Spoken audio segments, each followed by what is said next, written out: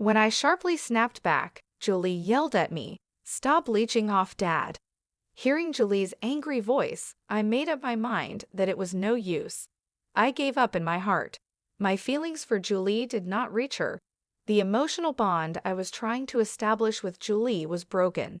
Julie needs to reflect on her actions and face the consequences. I will tell her the truth. My name is Kelly, and I am 53 years old. I have been married to Jerry for 8 years. Both Jerry and I had been married before we met each other.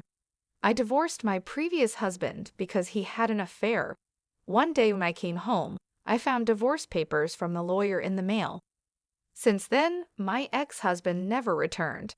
I didn't even know where he was, but I submitted the response to the court. We used to argue a lot and weren't very close, so I had expected this to happen someday. But it was so sudden that I couldn't eat and felt very depressed. I couldn't just sit around, so I threw myself into my work. I filled the void in my personal life with work. I worked frantically and studied marketing and management. Thanks to that, I didn't think about remarriage or dating, and before I knew it, I was 42. My family runs a small diner. It's a cozy place that serves set meals during the day. The food is good, plentiful, and affordable, making it popular with the townsfolk.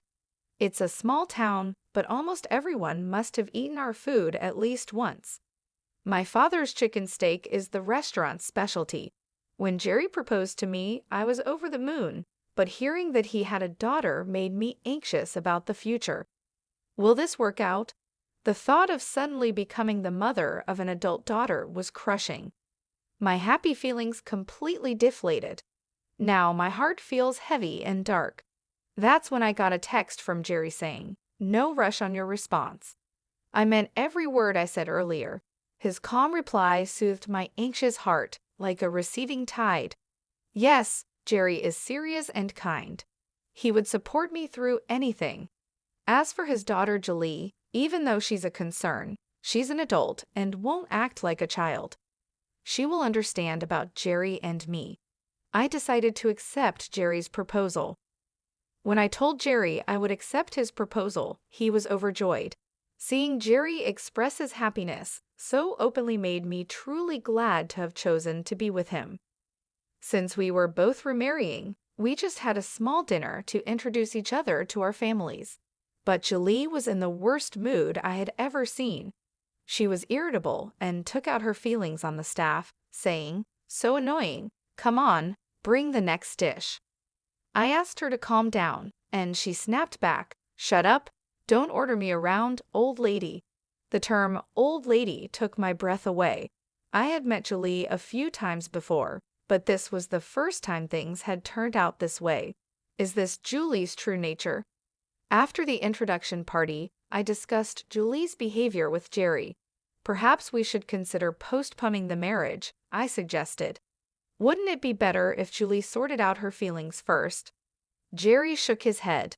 Indeed, Julie's attitude today was problematic, but she has already moved out of the house, and we won't be seeing her every day. Being tied down by an independent daughter forever doesn't seem right to me. Jerry suggested that being confined during today's introduction party might have irritated Julie. Normally, Julie is quiet and not the kind to get angry like that. Please give Julie a chance. She's really a good kid at heart, he encouraged. Encouraged by Jerry's words, I decided to proceed with the marriage. I was determined to marry Jerry and live my life with him. Yet every time I saw Julie, I was reminded of that incident, which only increased my anxiety. I started living with Jerry, and we bought an apartment halfway between my company and Jerry's. Julie was living alone in an apartment near her company, so it was just Jerry and me living together. The first 3 years passed without any problems, and we were happy. The only tough part was during the holiday season when we met Julie, but other than that, it was peaceful. However, in the 5th year of our marriage, we faced a big problem. Julie moved in with us because her apartment was undergoing major renovations. She said the noise and the workers coming and going were too much, so she moved in with us. I had a bad feeling about it, and I was right. We turned a room we used as a storeroom into Julie's room. She complained that it was cramped and poorly lit, but we convinced her to tolerate it. For the moving-in celebration, we decided to have pizza.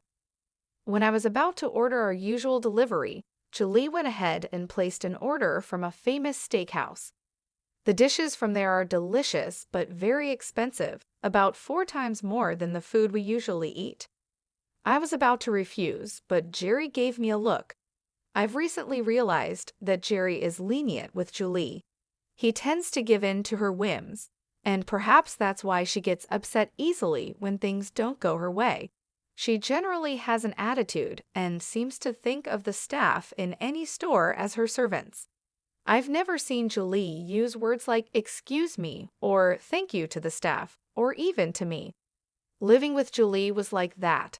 I was feeling down, but this was too much to worry about from the start. In the end, we ordered the food Julie wanted. When the dishes arrived, Julie complained that it was late. Our order was supposed to be refused at first due to the sudden order, but Julie insisted and made them deliver. She complained that they were late. I apologized profusely to the delivery person while receiving the dishes. The payment, of course, came from our wallet. As I checked the contents of the 3 delivery boxes, I felt even more stressed. I found 2 assortments of appetizers and steaks and 1 box of hot dogs. Puzzled, I laid out the food on the table and began preparing drinks and soup. Julie and Jerry took their seats. Julie poured beer for Jerry, raised her glass with his, and began to drink. To Julie, I must be nothing more than a servant or maid. Jerry doesn't correct her. Is something going on? When I sat down at the dining table, in front of me was the box of hot dogs. I let out a soft and Julie looked at me with a smug half-smile. "That should be enough for you," she said with a snort, then began eating the appetizers. I had some vegetable sticks while Julie enjoyed the shrimp cocktail, fresh salad, and chicken wings. It was a clear act of spite from Julie towards me. I thought this would surely anger Jerry, but all he did was sigh as he looked at Julie. He offered his box of appetizers to me, saying, "Have some of this." I nodded slightly and took some portions from Jerry. I was tempted to scold Julie but restrained myself, considering that a confrontation on the first day might complicate our future living together. Moreover, I felt like I had taken Jerry away from Julie. Living with Julie started in the worst possible way. Jerry doesn't talk much about Julie. Whenever I ask about her, he just says, "She's at a difficult age, please forgive her." While working, helping out at my parents' house, studying, and doing household chores, I was already swamped. Now I had to take care of Julie on top of everything. Julie is simply selfish. She does nothing around the house. It's hard to believe she lived alone before. Moreover, Julie's requests are incredibly bothersome. Even a single piece of clothing came with a litany of instructions.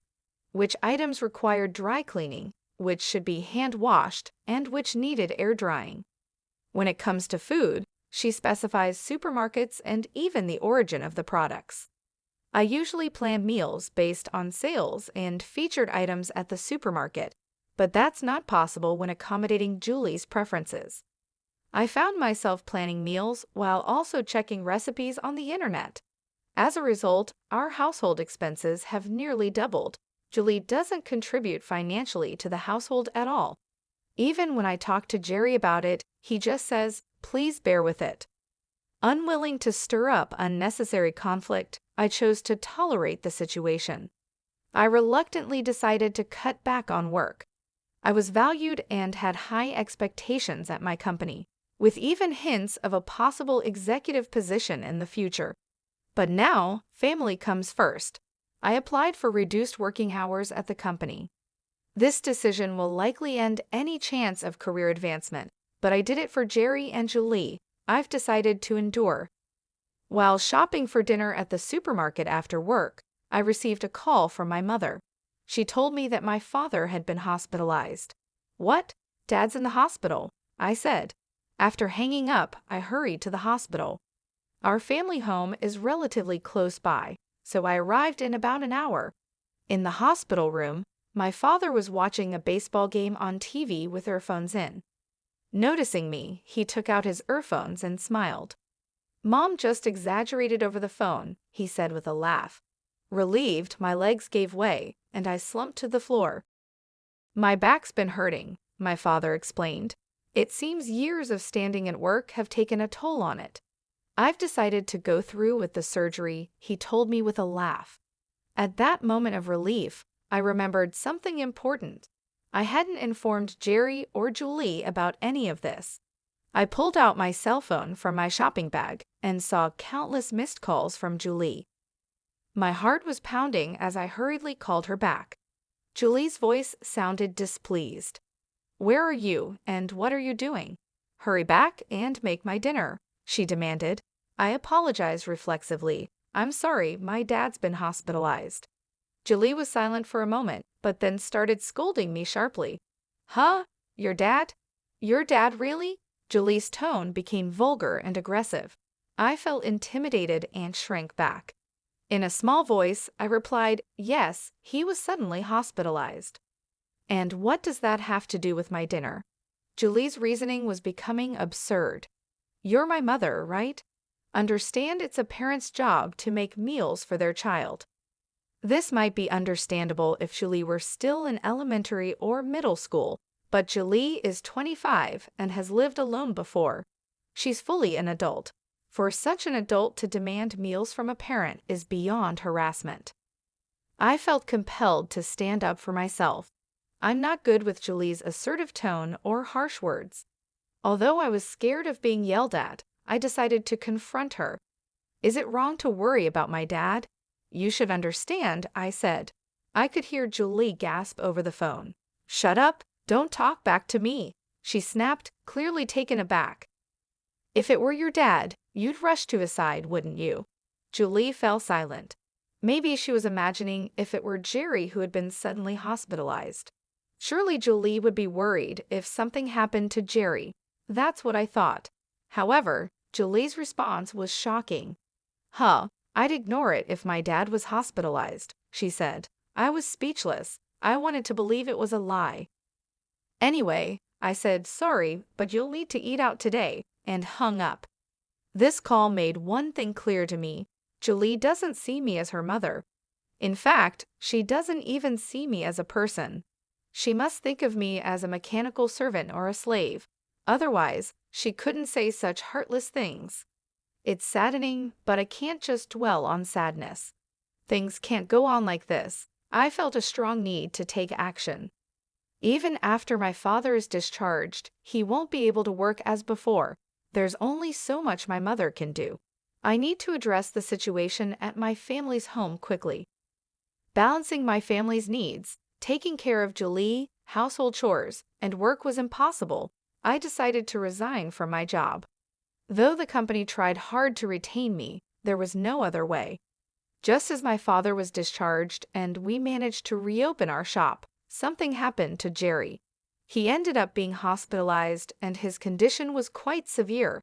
Dr. Richard, the chief physician, said he might never be discharged.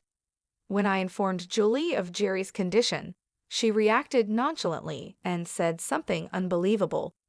"Does this mean it's going to cost a lot of money?" Julie seemed more concerned about money than Jerry's health. What could this mean? I couldn't understand her reasoning. Does Julie not care about Jerry at all? This is not the time to worry about money. "Do you understand?" I became emotional and retorted. "I know that, but if we don't have money, we'll be in trouble, won't we?" Julie pulled out her cell phone and started making a call. "Hello, Uncle David? Actually, Dad is sick and has been hospitalized," she said in an uncomfortably sweet tone. "I was hoping you could help with the hospital bills." Julie schemed on the phone, trying to get her uncle to pay for the expenses. "Then you can ask Mom about the rest."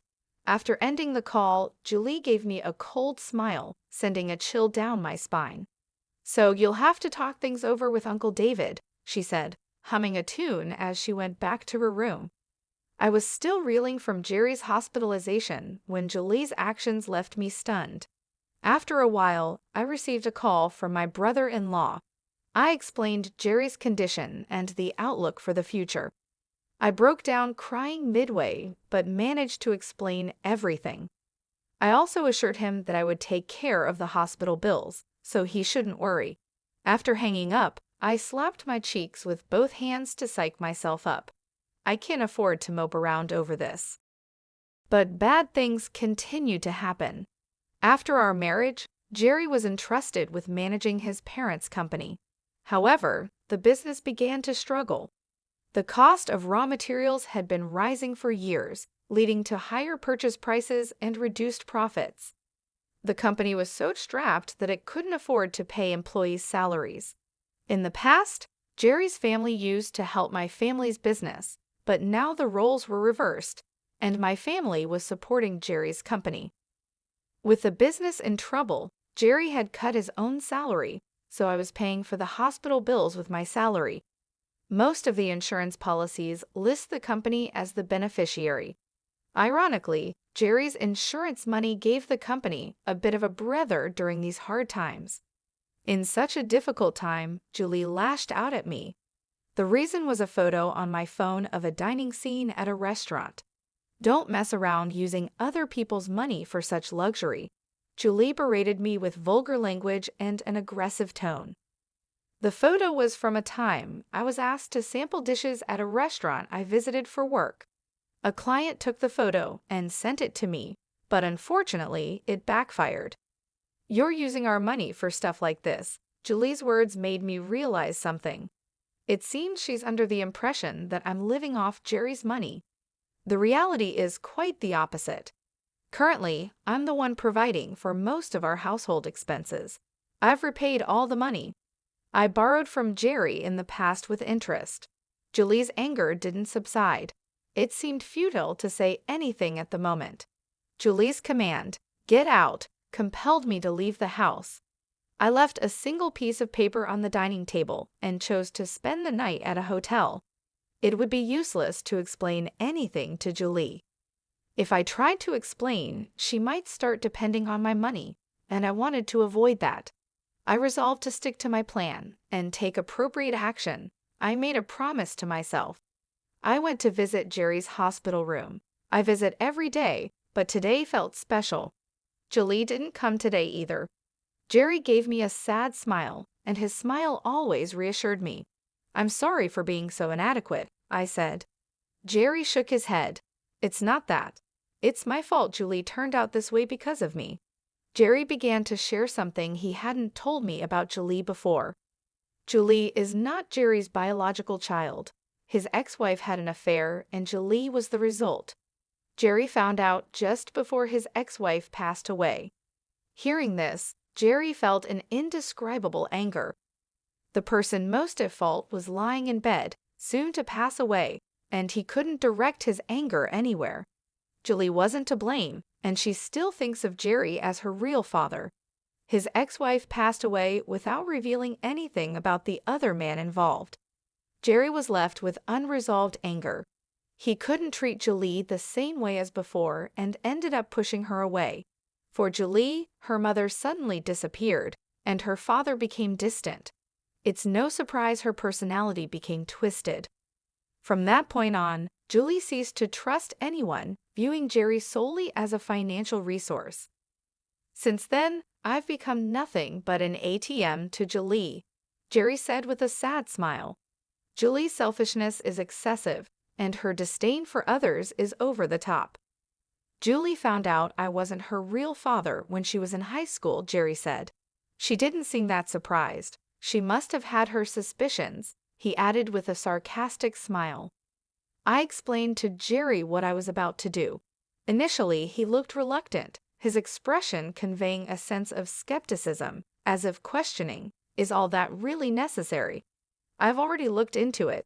If I don't do it, things could get even worse." I told him, "If I don't, someone else surely will." Jerry closed his eyes, deep in thought. I decided to wait quietly. After a while, Jerry opened his eyes. "All right, I'll leave it to you." I held Jerry's hand. His hand felt bony and had become much smaller. I struggled to hold back my tears, forcing a smile. I left the hospital room and stepped into the corridor where I saw Dr. Richard. I handed him a scientific magazine showcasing the latest medical technologies. "Please help my husband," I said to him and left the hospital. Now it was just a matter of taking action. To psych myself up, I slapped both of my cheeks sharply with my hands. This always helped me focus. After spending a night at a hotel, I checked my cell phone for messages and returned home before noon the next day.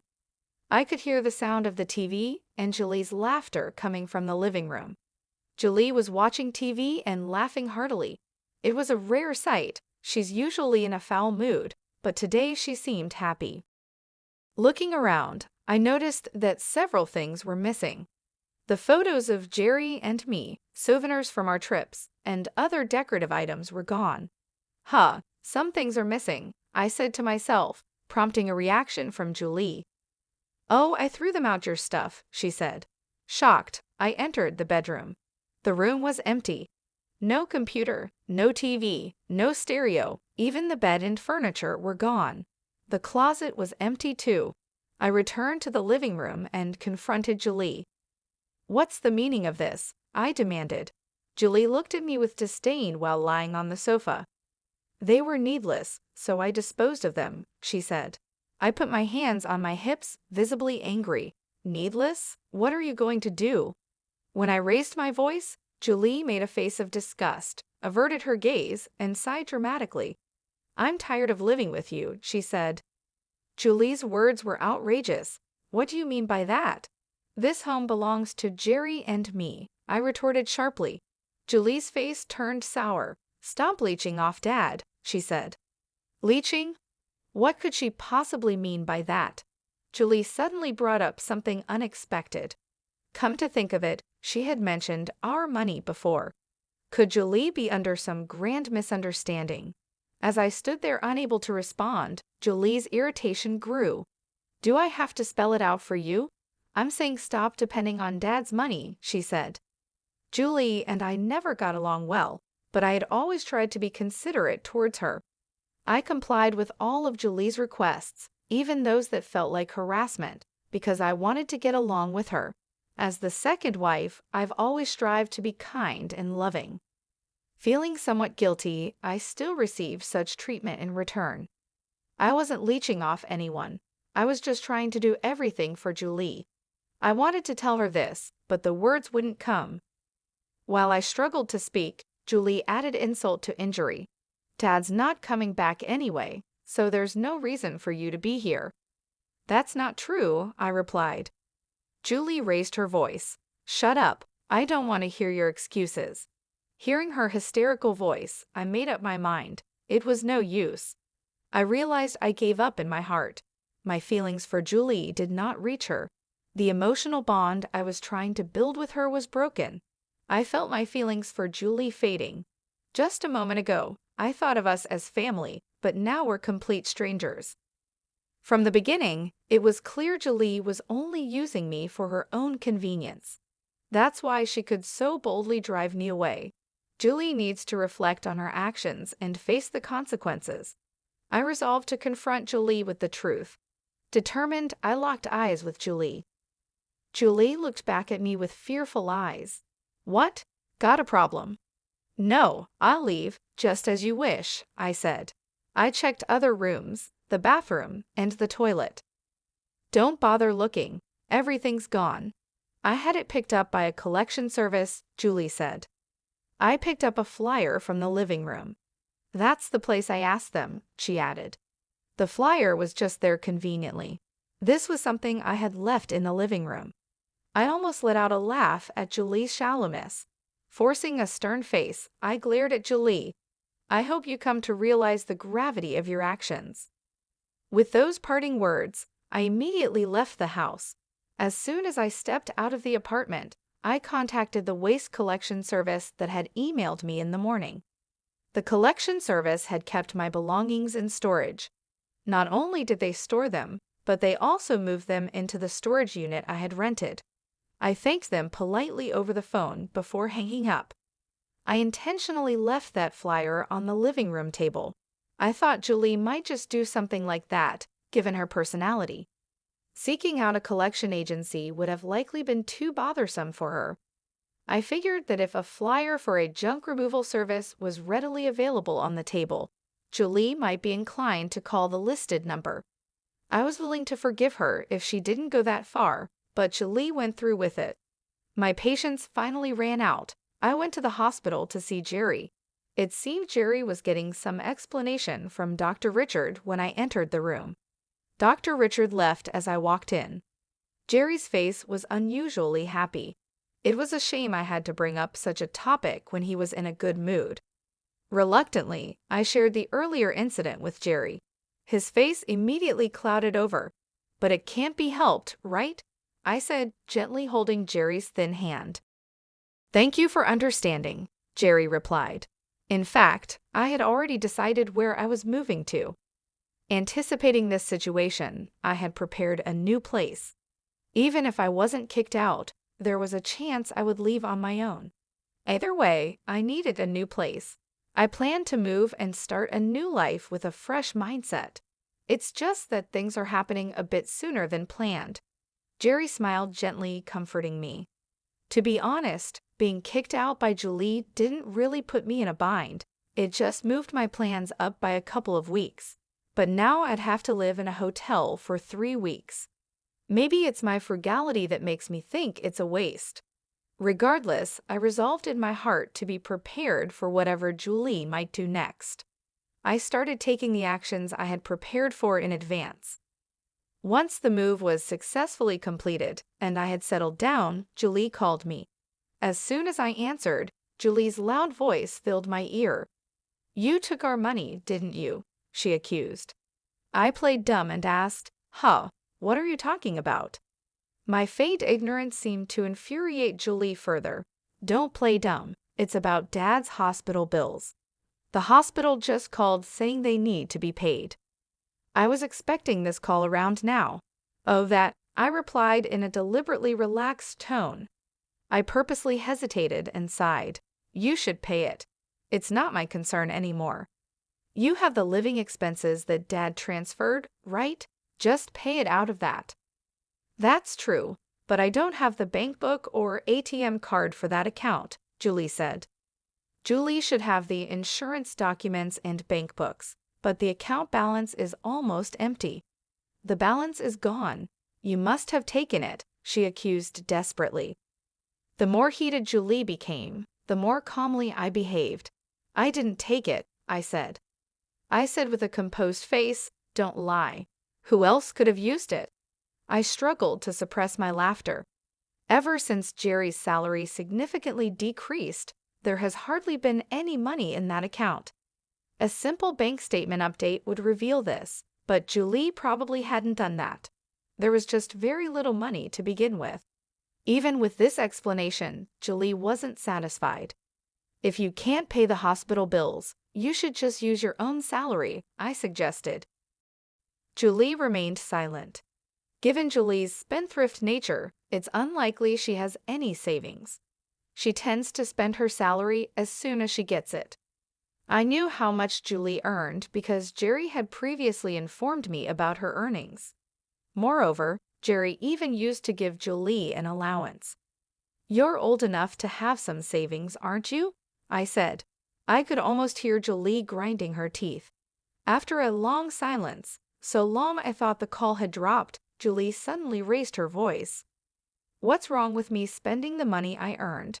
Julie continued to rant. "You're the one who spent all the money Dad gave us, aren't you?" I could hear Julie's heavy breathing.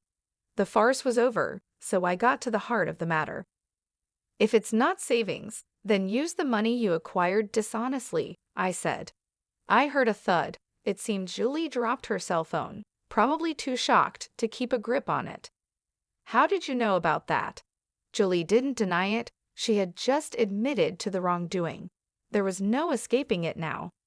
"We will discuss the details when we meet," I told Julie and hung up. I had sent the meeting place via email. I also attached the audio file of Julie saying, "How did you know about that?" to the email. I had recorded the conversation with Julie. It's always wise to have evidence on hand. I had arranged a meeting with Julie, and all that was left was to present my evidence. The next day, Julie showed up at the agreed meeting place. It was the entrance to the apartment building where I lived. I called out to Julie. Julie looked up, surprised. Here? Yes, I sent you the address, didn't I? Julie craned her neck to look up. You live in this tower? She asked, staring at the tallest and most expensive apartment building in the area. An Italian sports car was even parked at the entrance. This place is worth over $1 million, isn't it? Julie muttered. I led the astonished Julie to my apartment, which is close to the top floor. Even with the high-speed elevator, it takes a while to reach the top. During the ride, Julie was nervously biting her nails and trembling, clearly sensing something bad was about to happen. Upon arriving, I unlocked the door with my cell phone, which also serves as a key. Julie looked at me with a surprised expression. I entered the room without minding her reaction. The living room offers a panoramic view. The apartment we used to live in looks tiny from up here. The living room is spacious with a generous layout, and the kitchen is large. I had Julie sit on the sofa. She was clutching her bag tightly, clearly tense. I made some coffee and handed it to her. Julie took the cup with a rattling sound, trying not to drop it. It's too spacious. It's unsettling, I said mockingly, smiling at Julie. She remained silent. I've been preparing to live here for a while, I continued. Julie must have thought of me as a parasite living off Jerry. No wonder she was shocked. Shall we start the discussion then? This is Scott, my lawyer. I introduced Scott, who was waiting in the back, to Julie. She seemed too overwhelmed to even notice Scott. Her gaze was unsettled, darting around nervously. Ignoring Julie's state, Scott began laying out documents on the table. Julie barely responded to my attempts to engage her in conversation, distracted by the room. Just when I thought we couldn't have a proper discussion, Julie mumbled, "How could you afford such a penthouse?" Figuring she was curious, I answered, "Julie, I just bought it the regular way." "Don't lie. How could you afford it?" she asked. I had the income to afford it. As my family's small restaurant began to recover, I not only advised, but also got actively involved in its management. The business flourished in an exciting way, and I quit my corporate job as I got busier. Julie likely assumed I had become merely a housewife after leaving my job. We turned the small restaurant into a corporation, and I became an executive. The business was doing well, expanding into multiple outlets like a specialty grilled chicken restaurant and a fine dining place. That's why I could easily afford this penthouse apartment, I explained. I earned that much. I shared the story of my family's business. Julie only knew that Jerry had helped when my family's restaurant was struggling. I then told her how my family's business eventually came to support Jerry's company, and that I had become an executive. Hearing my story, Julie slumped in defeat. I wondered if Julie was feeling regret, but she suddenly looked up and said something unexpected. "All right, I'll live here too. Let's make up." What is she talking about? I thought, but I just silently stared at Julie. "There's enough space here for my room too, right?" she asked. I glared at Julie with a cold look. "Save your dreaming for when you're actually asleep." She was completely unfazed by my sarcasm. "I'm serious," she said. That's when Scott cleared his throat. He probably couldn't bear to go along with Julie's absurd statements any longer. Scott handed Julie a bill. Looking at the bill, Julie's face turned pale, her hands trembled, and sweat formed on her forehead. "This is a fraudulent bill. It's a phantom charge," Scott stated. After graduating from college, Julie had worked at Jerry's company.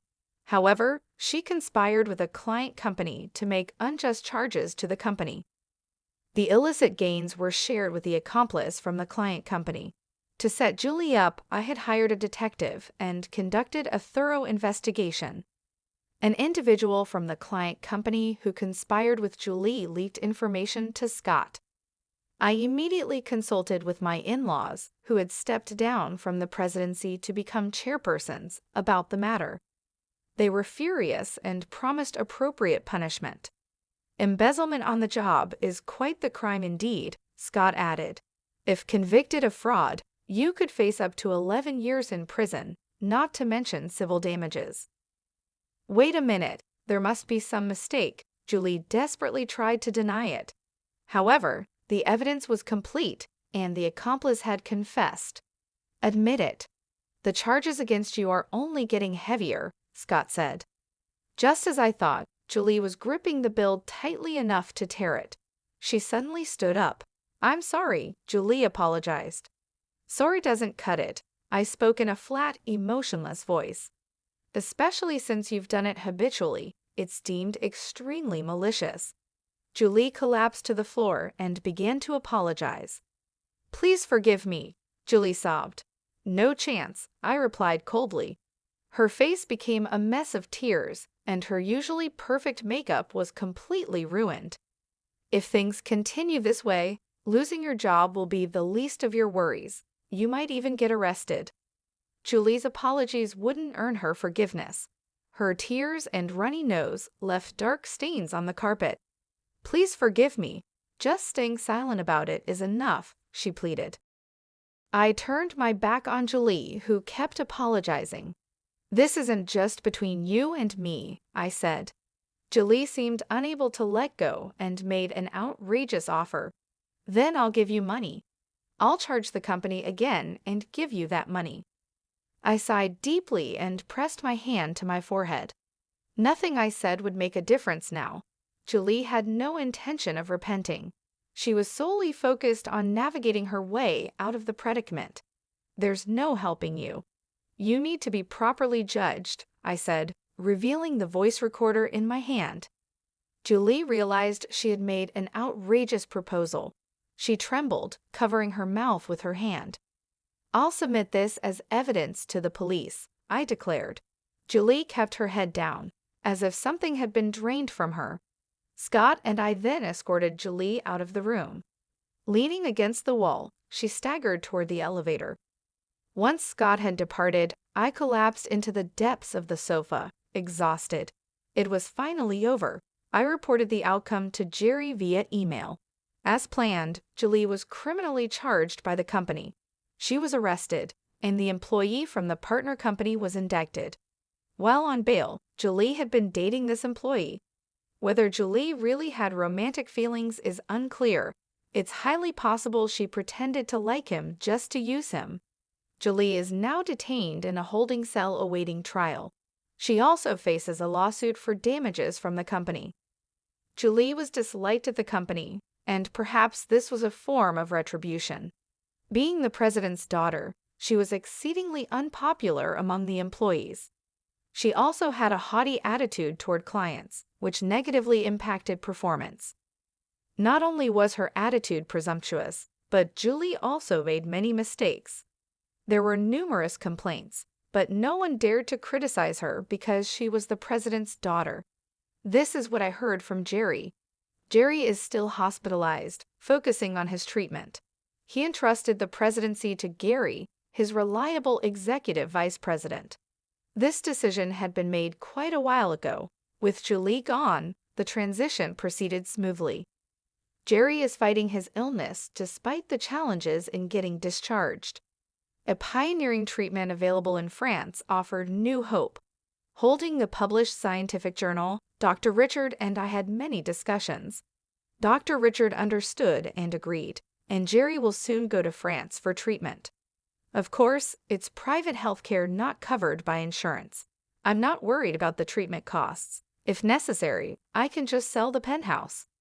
Jerry will surely recover, and he will surely smile at me with that gentle smile again. I can hardly wait for that day.